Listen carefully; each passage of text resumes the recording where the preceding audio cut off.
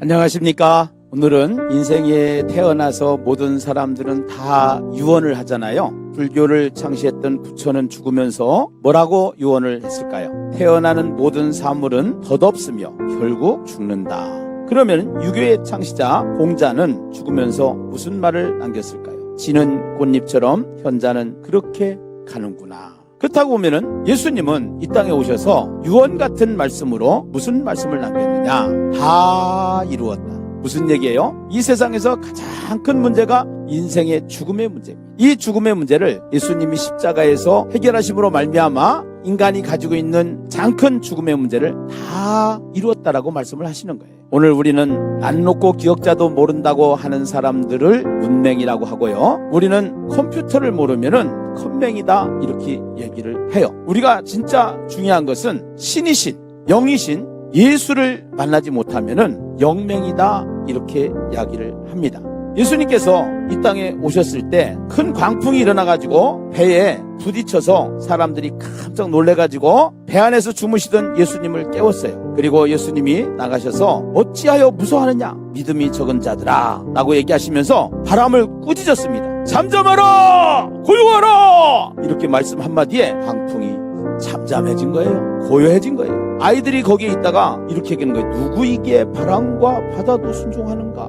여러분, 우리는 이 세상에 보이는 세계만 있는 것이 아니라 보이지 않는 세계가 너무나도 많습니다. 산소도 보이지 않지만 있고요, 바람도 보이지 않지만 있고요, 사람의 양심도 보이지 않지만 있어요. 귀신들이나 천사들이나 천국과 지옥 눈에 보이지 않지만 있어요. 오늘 예수를 만난 자만이, 예수를 믿는 자만이 보이지 않는 영적인 세계를 알게 됐는데, 문맹도 괜찮고 큰맹도 괜찮은데요, 진짜 혁명이 되면 안 돼요.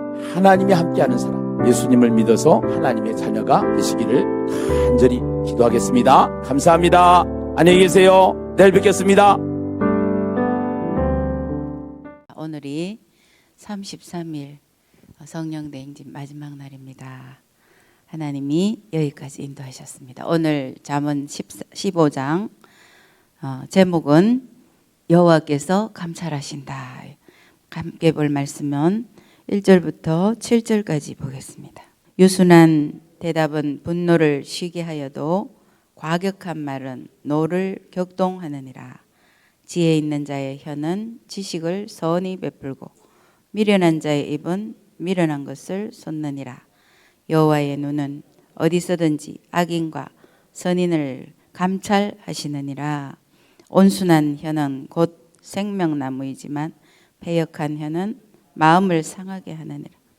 아비의 훈계를 업신여기는 자는 미련한 자요, 경계를 받는 자는 슬기를 얻을 자니라. 의인의 집에는 많은 보물이 있어도 악인의 소득은 고통이 되느니라. 지혜로운 자의 입술은 지식을 전파하여도 미련한 자의 마음은 정함이 없느니라. 아멘. 중요한 것들은 보이는 것에서 출발하는 것이 아니라 보이지 않는 것에서부터 나타나서 보여질 분이에요. 나타나지 않는, 보이지 않는 세계가 훨씬 더 중요하다고 말씀하고 있고, 그 중에 보이지 않는 것 중에 가장 높은 곳에 계신 것이 무엇이냐? 바로 하나님이세요. 하나님. 영적인 세계. 그래서 이 하나님은 보이지 않지만 계신다는 것이죠. 감찰하신다는 것이 무엇입니까? 이렇게 판단을 위해 주목하신다는 것이죠. 집중해서 보신다는 것이죠. 그래서 그것을 하나님의 눈앞에서 사는 인생을 코람데오 인생이다 그렇게 했잖아요. 그죠? 그래서 하나님이 보이지 않는 하나님이 감찰하신다는 것을 인정하는 것이 뭐냐? 신앙생활이에요. 그리고 그 모든 것을 원리적으로, 근본적으로 차근차근 깨달아갈 수 있는 이 세상에서 가장 변하지 않는 진리가 바로 하나님의 말씀이 기록된 성경입니다. 시간이 많이 지나니까 이 진리의 특징은 아무리 오랜 시간이 지나가도 변하지가 않고 그리고 바뀌지도 않는다는 것. 그리고 기록된 모든 말씀은 그 히브리 원래 문자에 보면 이렇게 점 찍는 것들이 있거든요. 1.1획 바뀌면 다른 글자가 되니까 또 변하지 않고 천지는 없어지되 하나님의 말씀은 없어지지 아니하고 반드시 뭐합니까? 영원히 있으면서 예언된 모든 말씀은 다 성취된다는 중요한 특징이 있죠. 그래서 여기 하나님의 그 말씀대로 말씀의 원리가 있다는 것이죠. 그래서 이 세상에 진짜 진리는 뭐냐, 기본이 뭐냐, 기준이 있어야 거기서부터 모든 삶을 출발할 수 있는데 그 기준이 바로 하나님이요, 하나님의 말씀이요. 그래서 보이지 않는 것이 훨씬 중요한데 인생은 무엇으로 사는가? 하나님의 입으로 나오는 말씀의 지혜로 산다는 거예요. 그것이 기본이 되어야 된다는 것이죠. 그런데 그 기본으로 살게 되면 뭐 한다는 거예요? 천국을 사는 거예요. 하나님의 나라. 하나님이 통치하시는 말씀이 법이 돼서 보이지 않는데 신앙생활이 성숙하고 깊어지는 사람은 뭐냐? 하나님의 말씀대로 눈에 보이지 않는데 항상 그 눈앞에서 이끌림을 받고 자신의 삶의 천인격적인 부분, 생각하는 거, 말하는 거, 듣는 거, 손발이하는 거, 마음의 상태, 재물에 대한 자기 이해, 관계하는 가족, 모든 사람들의 관계, 이런 것에서 대한 진리를 어디에서 다 배운다고요? 말씀에서. 그래서 그 말씀대로 자신의 인생, 자신의 삶을 조율해 나가는 거, 바꿔 나가는 거, 그것이 진짜 신앙생활이에요. 그래서 그것을 뭐 하느냐? 실감한다, 느낀다, 간절히 느끼고 깨달아진다. 그렇게 하는 것이 천국 실감의 뭐라고요? 삶이다. 이것이 잠언 하얏 통삼의 목표예요. 목표. 그래서 누구를 배웁니까? 하나님을 배우는 거예요. 하나님을. 여호와 경외. 예.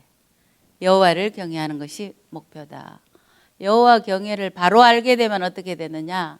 아까 그 천국 실감을 계속해서 천국처럼 살 수 있는 것이죠. 그래서 오늘 5가지 천국 실감, 천국처럼 사는 이 10장부터는 실제 하는 지혜를 배우는 거라고 했잖아요. 그죠? 그래서 그 5가지 비결이 있는데 첫 번째가 언어 생활이에요. 언어 생활. 잠언에서 제일 중요한 게 뭐라 했습니까? 많이 듣고, 이가 2개니까 뭐가 바뀌냐면 여기가 바뀌는 거예요. 말이 바뀐다는 것이죠. 말은 마음에서 출발해서 그 사람의 인격이 되어서 생각이 되어서 무엇으로 표현되느냐? 관계할 때 입으로 표현되고, 그리고 그 사람의 말과 행위를 바꿔가는데 첫 번째 언어 생활이 바뀐다. 그래서 오늘 가르치는 15장 1절에 보니까 유순한 대답은 분노를 쉬게 하여도 과격한 말은 노를 격동한다. 그렇죠? 그래서 언어 생활이 어떻게 바뀌느냐? 유순해진다는 거예요. 급하지 않고 과격하지 않고. 왜 그렇습니까? 하나님의 불꽃 같은 감찰하시는 눈앞에 살고 있기 때문에 모든 것을 하나님에게 맡기는 삶이 될 뿐 아니라 사람과의 관계에서도 다른 사람을 귀히 여기고 존중하고 사랑하는 마음, 하나님 사랑, 이웃 사랑이 실천이 되는 거예요. 실천의 첫 번째 천국 실감이 뭐냐? 입술의 말이 달라요. 유순합니다. 여러분 잘 됩니까? 어제 실제적인 해결 방안으로 이렇게 옆에서 가족이나 아는 사람하고 관계할 때 나를 비판해, 찔러. 그럴 때 어떻게 하라 했습니까? 감사합니다. 이렇게 말하자고 했죠. 그래서 제가 어제 붙들은 말씀이 14장에서 평온한 마음을 붙들었거든요. 평온한 마음. 그래. 의인은 하나님의 말씀을 받은 의인은 지혜롭고 특징이 그죠? 하나님의 지식으로 충만하고. 그래서 이제 붙들었어요. 평온한 마음 한 단어. 이 요동하지 않고 이동하지 않고. 그렇게 이것을 실감하면서 누리리라 하고 하루 종일 행복했거든요. 밤에 잠자기 직전에 가족과 대화를 하는 중에 어허 나를 찌르는 말을 들었어요. 요즘 우리 집에 귀빈 3명이 왔거든요. 잠시 이사를 하게 되면서 뭐 시차가 안 맞아가지고 이렇게 딸 가족이 3명이 와서 귀빈이 됐어. 귀빈. 평소 때보다 일이 많아지고 힘든 가운데 있는데 가까울수록 사랑할수록 이 천국 실감의 언어 생활이 더욱 필요한 것을 잠자기 직전에 아주 그냥 뼈에 사무치게 아주 그냥 경험을 했네. 찔림을 받으니까 감사합니다가 안 되더만. 감정이 딱 상하는 게 인정하고 싶지 않고 마음이 불편하면서 그래서 한 1시간 정도 짬뽕 비빔밥이 됐어. 어디가 마음이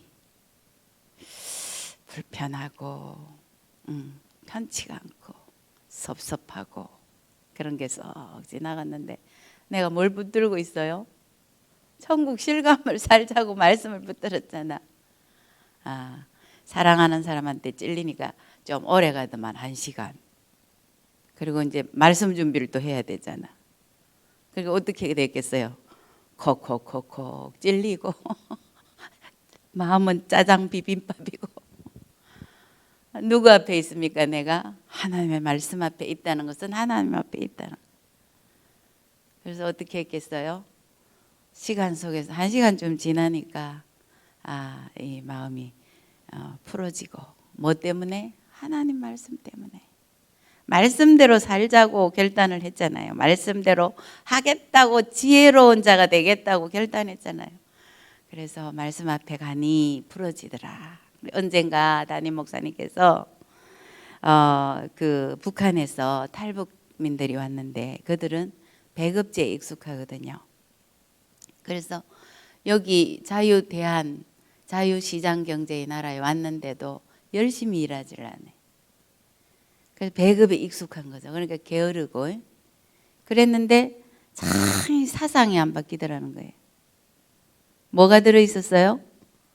거기서 가르친 것들이 들어와 있기 때문에 역시 바뀌는 데는 오래 걸리죠. 그래서 안 바뀌는데 말씀을 계속 통독하게 했더니 바뀌더라 그랬어요.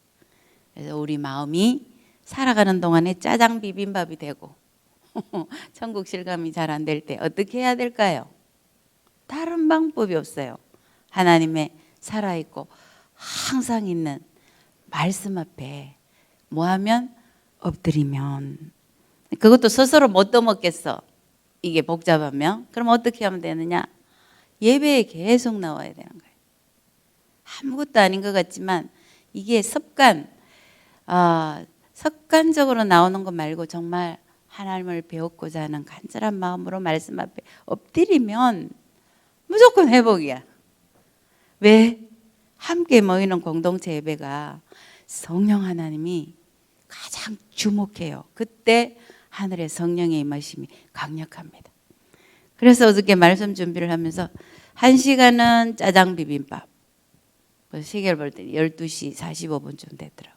그때부터 말씀을 묵상하면서 아침에 이제 시간을 맞춰놓고 잤는데도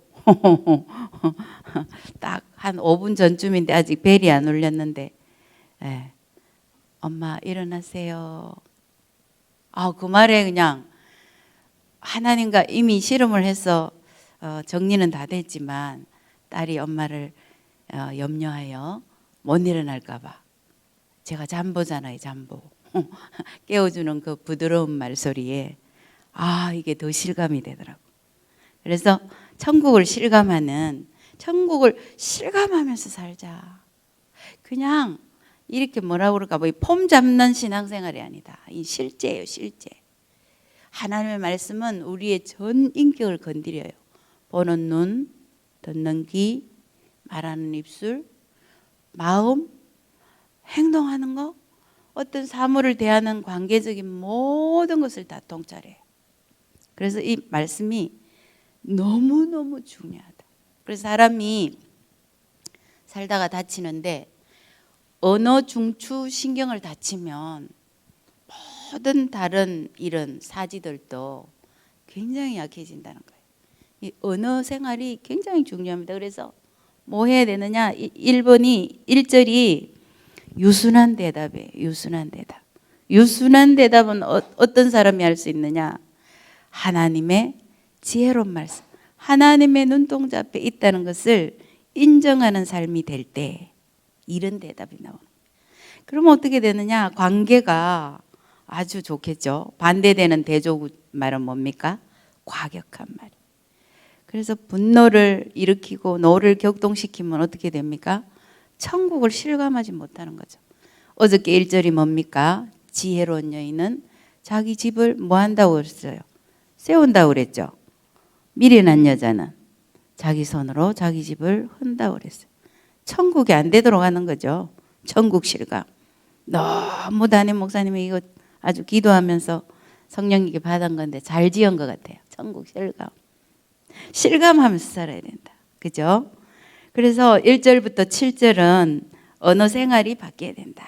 언어 생활이 바뀌지만 못하면 어떻게 되느냐? 5절에 보니까 아비의 훈계를 업신여겨. 미련한 거죠. 또 미련한 자요 경계를 받는 자는 슬기를 얻을지니라. 그죠? 이 자문이 아들아 이렇게 나오잖아요. 그죠? 그래서 이 하나님과 같은 대행, 그 부모잖아요. 그죠? 부모로부터 부모의 훈계, 가르침을 업신여기지 않는, 듣는, 그죠? 이것이 또 하나님의 말씀을 듣는, 이것이 언어 생활의 천국 실감의 비결이다. 그래서 7절 지혜로운 자의 입술은 지식을 전파, 그죠? 말씀을 전파하는 거죠. 생명의 말씀. 미련한 자의 마음은 정함이 없어요. 그래서 어떻게 해야 될까? 유순한 대답 관계하고, 또 입술에 살리는 말을, 이 하나님의 언어들은 다 살리는 말이잖아요. 살리는 말이 내 입에 있을 때 내 삶은 어떻게 된다? 천국 실감이 된다. 또 그 다음이 뭐냐 하니까 두 번째가 사랑받는 비결이에요. 사랑. 어떻게 사랑을 받을 수 있을까? 사랑받는 비결.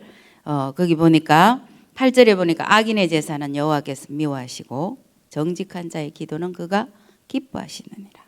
그렇죠? 이게 뭡니까? 예배 생활이잖아요. 하나님 사랑. 하나님 앞에 늘 예배하는 마음으로, 예배에 성공하는 마음으로 하나님 눈동자 앞에 있는 거. 그렇죠? 그런데 악인은 뭐예요? 악인도 제사는 지내는데 거짓이다. 그죠? 의로 가장된 회개가 없는, 그렇죠? 여전히 형식은 있는데 실제가 없는 거예요. 하나님 미워하신다. 하나님은 의로 포장된 거냐, 회개가 없는 자로 오느냐, 정직한 기도, 진실한 마음, 회개하는 심령으로 하나님 앞에 엎드리는 하나님 아신다. 9절은 뭡니까? 악인의 길은 여호와께서 미워하셔도 공의를 따라가는 자는 그가 사랑하시느니라. 그렇죠? 그래서 악인의 길, 공의의 길이 있는데 8절처럼 하나님 앞에 바른 예배로 하나님 사랑이 된 사람은 9절처럼 산다는 거예요. 공의로운 지혜가 들어오니까, 정의가 들어오니까 공의로운 삶을 따라가잖아요. 그죠? 그래서 속이는 저울이 아니고 거짓말하지 아니하고 신실하게 진실하게 살게 된다. 8절의 삶이 뭐냐? 하나님 사랑이에요. 9절이 뭐냐? 공의로운 삶, 바른 삶 뭐냐? 이웃 사랑이에요. 그래서 하나님 사랑, 이웃 사랑을 살아낼 수 있는 것이 사랑받는 비결이다. 쭉 8절부터 이렇게 쭉 기록이 돼 있어요. 그죠? 그래서 뭐냐? 그 앞에 보니까 3절 한번 보시면 노란색으로 칠해져 있죠. 우리 한번 읽어봅시다. 시작. 여호와의 눈은 어디서든지 악인과 선인을 뭐 하신다? 감찰하신다. 11절도 한번 읽어봅시다. 시작. 소울과 아바돈도 여호와 앞에 드러나거든. 하물며 사람의 마음이리요. 마음까지 꽁꽁 감추고 싶고 드러내고 싶지 않은 이 짜장밥인 이 사람의 마음을 하나님은 뭐 하신다? 마음에 있는 까지 다 보고 계신다. 숨을 데가 없네. 바다 끝에 가도 하나님의 손바닥 아니다. 그렇죠? 그래서 하나님의 눈동자 앞에 숨길 것이 없는 인생 될 때 이 사랑받는 비결, 하나님이 감찰하신다는 것을 알게 될 때, 그렇죠? 세 번째는 뭐냐? 마음이 천국이 되면 어떻게 됩니까? 잔칫날처럼 기쁘겠죠. 잃으면 관계에서 하나님과의 관계에서 잃어버리거나 거짓이 있거나 회개하지 않거나 또 사람의 관계에서 내 마음대로 내가 왕이 돼서 말도 마음대로 하고 거짓말하고 그러고 선한 말 하나 뿌리지 못하고 평생 신앙생활에도 살리는 말로 전도 한 번 못하고 이렇게 되면 안 되는 거예요. 그죠?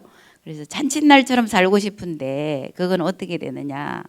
여기 보니까 13절에 보니까 마음의 즐거움 얼굴을 빛나게 해요. 마음의 근심은 심령을 상하게 한다. 그렇죠? 그래서 15절에 보니까 고난받는 자는 그날이 다 험악하나 마음이 즐거운 자는 뭐한다? 항상 잔칫날이다. 잔칫날이 어떻게 되느냐? 이 세상 모든 사람 뭐를 향해 갑니까? 재물을 향해 가요. 소유에 눈을 뜨고 있어요. 왜? 보이는 것에 굉장히 민감합니다. 하나님을 경외하는 자, 지혜로운 자, 지식 있는 자는 뭐합니까? 보이지 않는 것까지 사모하는 하나님, 그 중에 가장 높은 위치에 하나님을 두고 하나님의 말씀을 사랑하기 때문에 뭐에 눈을 뜨느냐? 존재의 눈을 뜨는 거예요. 얼마나 가졌느냐가 중요한 것이 아니라 누구와 함께 하느냐. 누구와 함께. 이 성경에서 함께라는 단어는 너무너무 중요하고 그것을 뭐라고 그럽니까? 동행이다. 그렇죠? 너무 중요한 거죠. 여기에 눈을 뜨는 거죠. 그죠? 그래서 누구와 함께 하느냐. 그것을 깨달을 때 내 마음이 잔칫날처럼 살게 된다는 거예요. 그죠? 항상 잔치한다. 그래서 뭡니까? 16, 17절에 보니까 바로 또 뭐라고 합니까? 가산이 적어도 여호와를 경외하는 것이 크게 부하고 번뇌하는 것보다 나은다. 이 세상은 16절 B라고 적혀 있는 거 재물에 눈을 뜨고 많이 가지는 걸 좋아하는데 저번에 그 예화로 들었던 중국의 그 라이라는 그 관리는 뭐 했어요? 아주 아내도 몰래 막 100명이나 더 두고 많이 무조건 많이 그죠? 근데 가산이 적어도 뭡니까? 특징이 여호와를 경외한다. 17절은 뭐라고 합니까? 또 채소를 먹으며 서로 사랑하는 것이 살찐 소를 먹으며 서로 뭐 하는 것보다 낫다? 미워하는 것보다 낫다. 결국 뭡니까? 16절은 여호와를 경외하면 그렇죠? 이상의 많은 것보다 나은데 그것이 결국 뭡니까? 여호와를 경외하는 것이 하나님 사랑해. 17절은 뭡니까? 채소를 먹으면서도 서로 사랑하라고 그래요. 그러니까 이게 뭡니까? 이웃 사랑이에요. 하나님 사랑, 이웃 사랑. 이 두 개가 뭡니까? 성경 전체예요. 이 두 개를 깨달으면 이것이 사랑, 이 마음이 천국같이 된다. 1절하고도 연결되는 거죠. 그래서 늘 어느 생활은 부드럽고 유순하고 마음은 평온하고 욕심은 부리지 않고 욕심이 없으니 거짓말할 필요도 없고 그렇죠. 그리고 또 뭐 합니까? 또 네 번째는 행복의 비결이 어디에 있느냐 하는 것이죠. 행복의 비결. 행복의 비결은 보니까 20절 보니까 지혜로운 아들은 아비를 즐겁게 하여도 미련한 자는 어미를 업신여기느니라 그래요. 그렇죠? 그래서 이 아비와 어미의 법을 그 즐거워하는 거, 그것이 잠언 1장부터 나오잖아요. 그죠? 그래서 뭐 합니까? 잘못 갈 때, 어리석은 길을 갈 때 훈계해요. 훈계의 원천. 이 땅에서 이 사람 사랑의, 하나님 사랑의 첫 번째는 하나님의 말씀이 중요하지만, 하나님이 가르칠 때 이 성경은 바르게 함과 의로 교육함에 유익하고 책망하는 데까지 가잖아요. 그죠? 듣는데 이 땅에서 사람 사랑의 5계명부터 시작할 때 첫 번째가 뭡니까? 부모를 공경하라. 하나님 대행으로 부모에게, 부모가 가르치는 건 다 사랑으로 가르치는 거예요. 말을 안 들으니까 화를 내기도 하고 막, 그런 부모도 제대로 훈련이 안 돼 있으니까 이 세상에 의로운 사람 하나도 없어요. 부모도 어리석고 자녀도 어리석고. 하나님 말씀으로 언제까지 교육을 받아야 될까? 죽을 때까지, 천국에 이르는 그 시점까지. 나는 뭐한 자다? 작은 자다. 그 마음을 가질 때 행복한 거예요. 그래서 여기 보니까 이렇게 부모님을 나의 위치상 내가 나를 사랑하는 자다 하고 여기고, 하나님 사랑하듯이 그 부모의 말을, 훈계를 듣는 거, 그게 20절의 말씀이에요. 그래서 뭐 합니까? 23절에 보니까 사람은 그 입의 대답으로 말미암아. 그렇죠? 어떻게 대답해야 될까? 예수 믿는 사람, 예수님의 삶을 따라가는 사람, 천국을 실감하는 사람 어떻게 살아야 될까? 사람은 그 입의 대답으로 말미암아 기쁨을 얻나니 때에 맞는 말이 얼마나 아름다운 거. 그렇죠? 훈련이 된다. 지혜와 지식은 나타나는 입의 말의 태도에 달렸다. 유순한 거죠. 겸손한 거죠. 자기가 부족한 죄인이라는 것을 아는 거죠. 예수님 때문에 내가 구원받았지만 나의 죄성은 남아있어요. 예수님의 피로 덮였을 뿐이에요. 누가 쿡 쑤시면 도로 구중물이 구부중 돌아가는 거죠. 24절 보니까 우리 24절 같이 한번 읽읍시다. 시작. 지혜로운 자는 위로 향한 생명길로 말미암음으로 그 아래에 있는 소를 떠나게 되느니라. 그죠?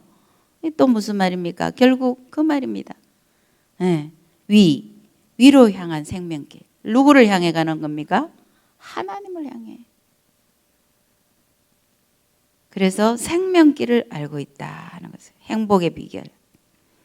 하나님을 느끼면서 사는 거.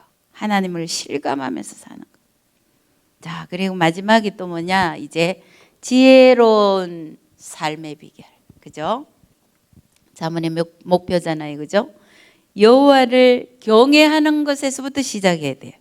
25절 읽어봅시다. 시작.